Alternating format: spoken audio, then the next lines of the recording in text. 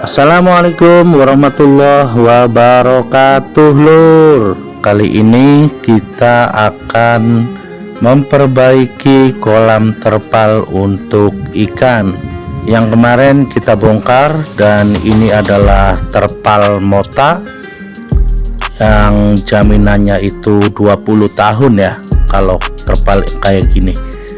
Dan perlu diketahui, kemarin kita sudah upload dan terpal ini sudah bertahan sekitar 10 tahunan, dan sekarang masih bagus ya terpalnya.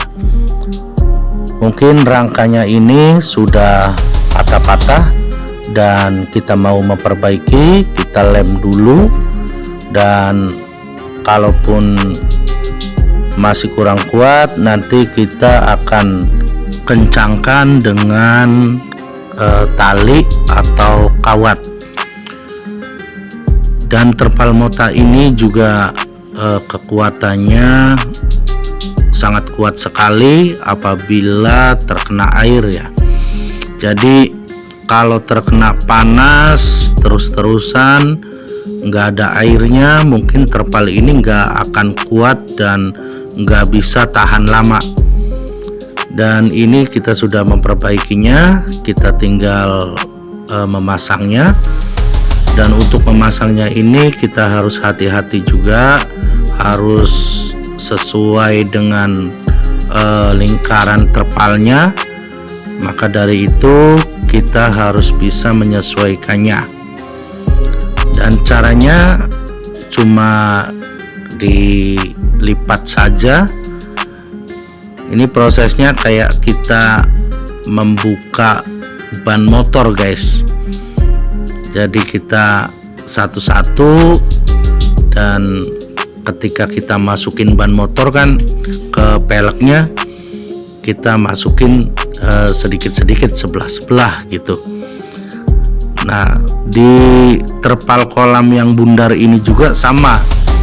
Jadi kita masukinya sedikit demi sedikit, terus kita kencangkan, dan kita juga harus hati-hati nanti rangkanya itu bisa patah, karena rangka ini terbuat dari paralon yang sudah dibentuk. Nah, ini kita akan memperbaiki juga yang bolong-bolongnya. Nanti kita akan menambalnya apabila ada yang bolong-bolong. Nah, ini adalah penambalan terpal mota yang bolong. Jadi kita tambal dengan karet ban dalam motor atau sepeda. Nanti kita lem dan kita tempelkan karet bannya. Dijamin kuat dan tahan lama juga, guys. Dan kita juga akan menambalnya dari sisi luarnya juga. Jadi ketika kita sudah ditambal dari sisi dalam memakai karet ban bekas, ban dalam bekas, dan kita juga harus menambalnya dari luarnya juga, agar kekuatannya ini lebih kuat dan lebih tahan lama. Ketika diisi air pun kekuatannya itu bisa bertahan lama.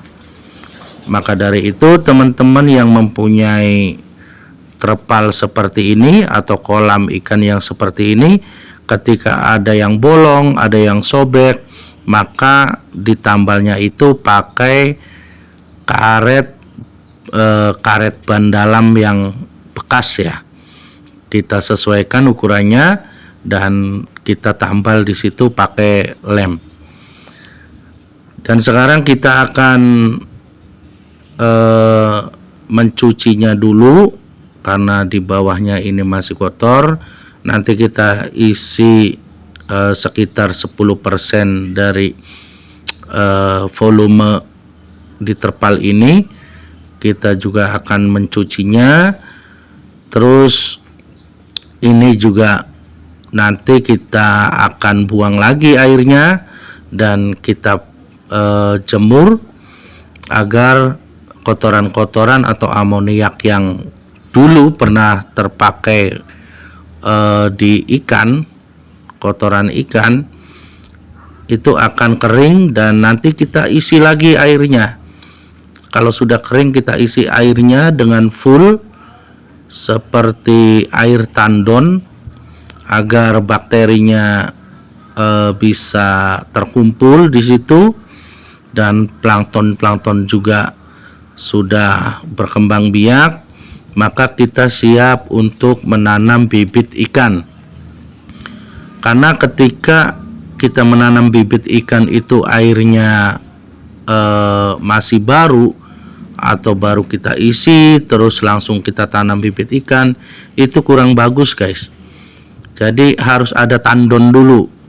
Airnya itu ditandon dulu sekitar 5-10 hari, biarkan terkena panas sinar matahari agar plankton di situ berkembang atau hidup agar menjadi pakan alami pada ikannya.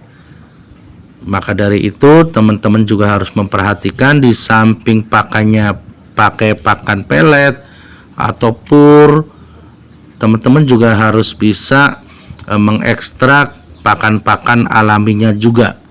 Seperti ya tadi kita bikin pakai bioflok atau apa agar ikannya itu tetap nyaman ketika kita menanam bibit ikan, sudah ada cadangan makanan alami yang ada di air tersebut.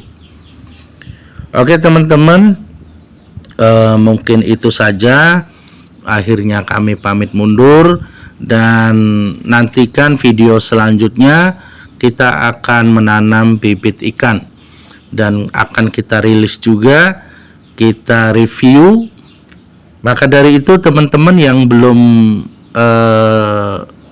subscribe di channel YouTube Desa Asri, silakan teman-teman subscribe. Dan teman-teman juga yang di Facebook silakan follow di akun Zulfikar Alfarizi. Akhirnya kami pamit mundur. Terima kasih. Wassalamualaikum warahmatullahi wabarakatuh lur.